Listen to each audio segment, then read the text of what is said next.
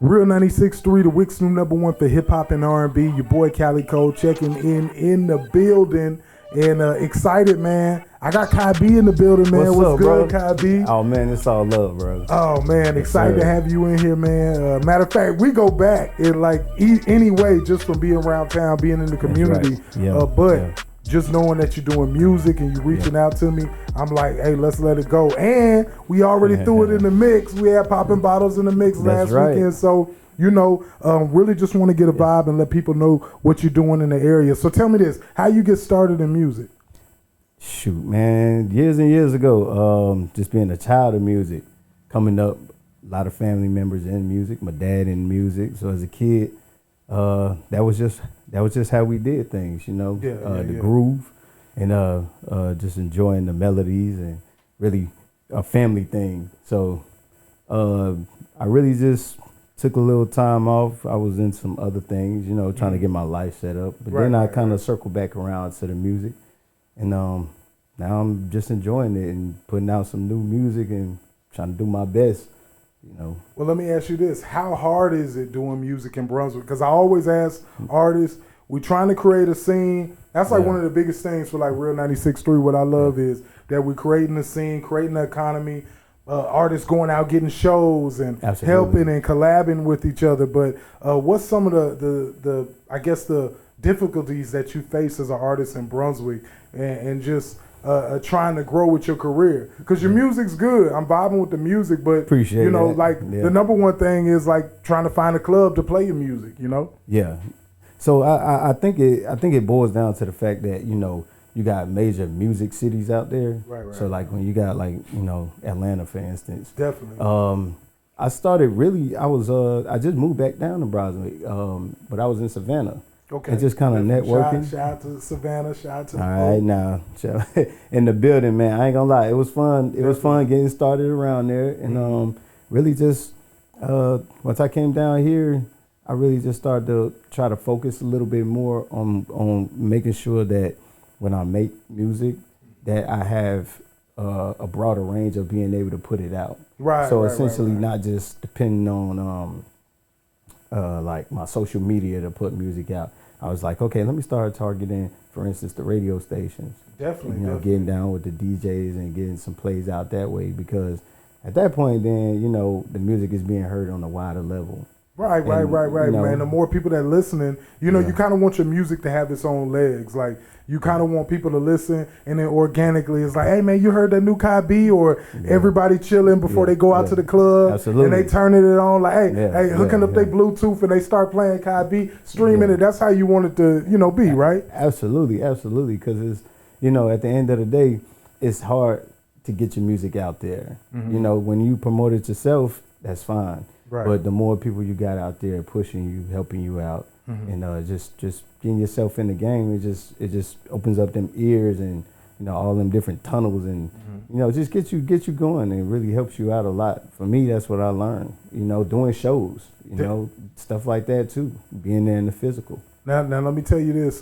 just from listening to the music, like you party on another level. Something about it tells me you done partied like internationally or something around the world. Like you been hanging out around the world, bro. I mean, for the viewers that don't know, I'm from Dimona, Israel. Okay. So because it's like a next level like vibe. Like I got homeboys that have been in the military, or just got homeboys that have traveled. Too. Right. They talk about them clubs in Greece with like 3,000 people, 5,000 people, like overseas, it's a different vibe. So that's what I hear, like when I'm listening to your music. I'm like, man, it sounds like a packed out club full of people like overseas. Crazy. Taking it to the next level, Germany, I spent like, it was around about 18 months over there. When I first got signed to, it was a unit out there when I was in the military.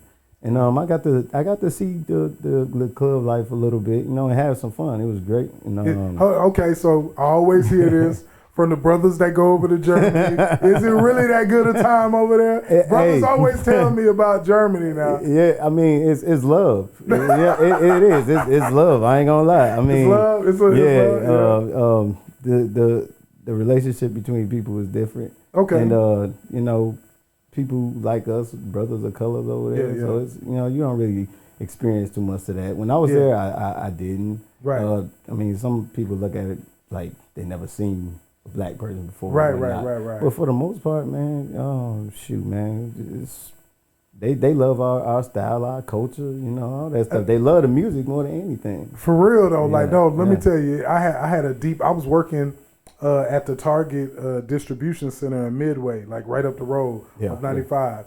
And it was some brothers in there, they got like Fort Stewart and everything close to Hinesville, right down the road. They were in the military and they were talking about being stationed in Germany, and they was acting like, boy, if they could go back, or if they could stay. I was like, man, I don't know what they was doing in Germany, but it was going up. It was fun. I ain't gonna lie. Even down to like the restaurants and just, man, it was a different experience. I could put it that much. A lot more, relaxed. I mean, I was in the military, so they was, trying to keep us cool level, because we ain't at home. But for the most part, that, man, they got Oktoberfest, all that different kind of stuff, man. Yeah. Just really the way they take care of they land, they real good recycling, all that kind of stuff. It's next level. Yeah, I went to a club. A lot of y'all that ain't been over there know. Went to a club called Club One. Okay. We used to have it in another location, but nice club. Broke it down in, I think it was like broken down in like 3 different sections. You got like a rock side, a hip hop side, and then like a rave side. Oh, it was off the chain. Oh, it was off the chain. It was off the chain. It was definitely there. Right. But that's just one of many. Just getting out there. And on top of what you were saying though, man, I grew up in Marietta, early 2000s. So it was a lot of. Oh yeah, you had a good time. It was a lot of man. It was a lot of good music coming out back. A lot of, you know what? It really was a vibe. Surfing and everything. Yeah. So I had a lot of fun at a younger age. Right. Because it wasn't number dance music out. And it was so many people popping off. Crime Mob, like all these people. It was a lot of good music. D4L, Jeezy, all them was on their run. T.I. was doing his thing. It was just, all of them had a different style to look forward to. Right. But I think that when we came out of that, a lot more dancing music really started to just kind of shape music, for a period of time, to where that's what people wanted to do. It was like hip hop and really started to find its way when it came to just really having fun. Right. Not being so tough. Now let me ask you this: Do you think that people party the same anymore? Like, do you think that we ever gonna get back to that era, like people just jumping from club to club and going and having a good time, and it's not about money or this or that?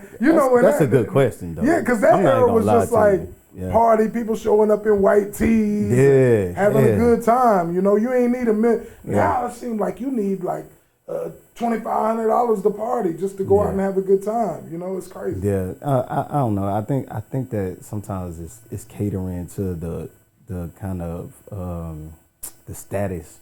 Okay. More than anything, because it takes away the fun. Right. Anytime you start to put a high price tag on something, it takes away the fun. I've been to like a club before to where the VIP section is like $400, and I'm just like, what is this? Well, they got reserve. On the table. That's the new hustle. That's the new game. Like you can't just go in there. You got to get a table with the group. That's the new hustle. Yeah. And it's like, okay, so all these tables is reserved, and you don't know if it's actually reserved. Right. You just know that it got that there. But then the moment you ask, okay, how much is this for this table? Somebody might say $100 or $200. Yeah, and they'll tell you something different, and it depends on how many people you ask. Yeah. It's one of those things, man. It seems like what started out as just a lot of people having fun and just kind of having a vibe is now like a full-fledged industry. Yeah. So it's real business and getting into it like a business, which is one of the things I like about you, because I see you networking. I see you going out of town. I see you doing the events. I see you shooting and doing the photo shoots and the videos and networking. Like, how how much of you being able to connect with different people has helped you grow in your music just in the journey? Like, because it's always going to be a journey, whether you as soon as you get some success, you're going to be like, okay, I sell 50,000, I want to sell 1 million, you know, it's going to be more, but like just getting you to where you are, how much is that networking and you getting out and learning helped you as an artist get to where you are? It helped me a lot. Like they say, getting thrown in the water. Yeah, like I didn't went to Atlanta by myself and did a show, drive 4 hours, did a show, stayed overnight, and then came back home. Right. You know, just little things like that. You know, getting used to like it's hard. I ain't gonna lie, it's tough, and I think that's what breaks a lot of artists is moving around. That's the hard part. Because you gotta have that's the hardest part. Spend. Yeah, you gotta have that money to spend. Absolutely. And you know it's even harder. Like when you talk about hip hop, because it's when you're doing rock music and you could just put on your old tennis shoes and your right. T-shirt Yeah. and go on the road and say I'm rip rock. It, throw some ketchup on it, and some mustard. You know what I'm saying? This is style. right. Man, style. Cut the sleeves off. You know what I'm saying? I mean, just rip the jeans, roll around in the dirt. Right. You can really get crazy with it. Hip hop artists, man, they want you to be the cleanest and the jewelry. It's the status. It's the status. Man. The chain, the 3, the 4, the 5, the big old one, the wrist, the glizzy, all of it, just everything. It's the status. It's the image. What it betrays. But everybody ain't able to like take care of themselves like from the get go like that, So like you say, it does wear artists out, like just trying to stay up. And then you think about a female artist, the hair and the nails, to the next level, Because like you said, these artists, they come out, and if you want to be like an artist straight out the gate, and you got to think about really tapping into the industry and finding some money and getting some money to it. That's very tough. Right. You might be getting your check from your job and then spending it on something that just stands out where people can see it. And that's what I tell artists. Like I'm always like a guy that's like, I'm not the person that's gonna feel bad because I've been there working a job, whatever, hustling, doing this, painting, doing whatever I'm doing, and working so I can go to the studio and create something and put something out, or I can have some money to go book an artist and bring them and do a show, So you got to be able to invest in yourself. You got absolutely, and that budget, and like for me, man, I'm mid-30s, so it's like I've had time over time, and now luckily for me, I've been developing. And being able to have some extra money to support my talent and quote unquote dream, whatever they want to call it. But that's really a hard part for a young person. That's why they be ready to like take them a little deal and get themselves started. Get that bag so they can go ahead and run. Get it in so they can start off and then go from there. So and then people like us who are a little bit older, it's we looking for different things, and understanding different things about the game. Like I tell artists, like even if you get online and you get streaming and popping, you're only gonna make so much money. That's The other way is you got to start doing merchandise, and that leads to my man right here, Shades. Check him out. Check them shades out. Man. Tell me about the shades, man. Tell me how they can get a hold of them, and then tell me how it can't. I'm gonna leave them on while I break this down. All right. So a while back, when I really started to think to myself, like, okay, I need to start pushing my image a little bit more. I was like, okay, so I got a lot of shades. I got a lot of different kind of shades. Definitely. So I thought to myself, why don't I create my own KIE B sunglasses? That's fire. That's fire right there. You might not be able to see it, but on the side, I got my logo, which is on the Poppin' Bottles song, right on the side, which is a signature, And I thought to myself, man, why don't I go ahead and do that? Now I got some merchandise. It got me like my first piece of merchandise. I got a bunch of ideas on the other stuff. Definitely. But right now, I'm really focused on trying to tackle one thing, go to the next, and drawing board is great, but we got to start checking off some things. So this was one of them. You know, so I thought to myself, why don't I go ahead and do that and then start pushing it? Hey, you You know own what it. I'm saying? Hey, Absolutely. You know. You own it, and it's just fire, man, for you to be out here knowing what you know and pushing and giving that information out. Because I'm telling you, we as artists, we got to get our artists to the next level here in the WIC, and it's gonna take everybody giving that knowledge, giving what they know, teaching what they know, and sharing that wisdom. And that's brother, what's gonna put it on. And brother, okay, I got one for you. Okay, there it is. You see me? There it I got is. the KIE B. Still got the tags on it. Okay, boom. There it is. KIE B's on right here. Yeah, You man. see it? Okay, now Check we it really out. on. Yeah. Hey, you see what? Hey, I appreciate you, bro. What's You already up? know. Hey, you see, I kept going. I was like, what side did I put it in? Hey, my man came right. Yeah, Hey, you man. already know You what see how time it we is. rockin'. WICKMIX 99, Real 96.3, KIE B, Poppin' Bottles. Check it We'll out. be in the mix. Make sure you're vibing. How can they get a hold of you on social media, bro? All right, check this out. KIE, KIE B _89 on Instagram. Hit me up. Real name is Sakai, TSAKIE BRINSON on Facebook if you want to follow me. But you can look me up on all these different websites, man. We on all the different streaming platforms. So holla at me. Hey, you already know, Poppin' Bottles, DM. now streaming. You already DM. know, Real 96.3, DM. iHeartRadio. Let's go. DM.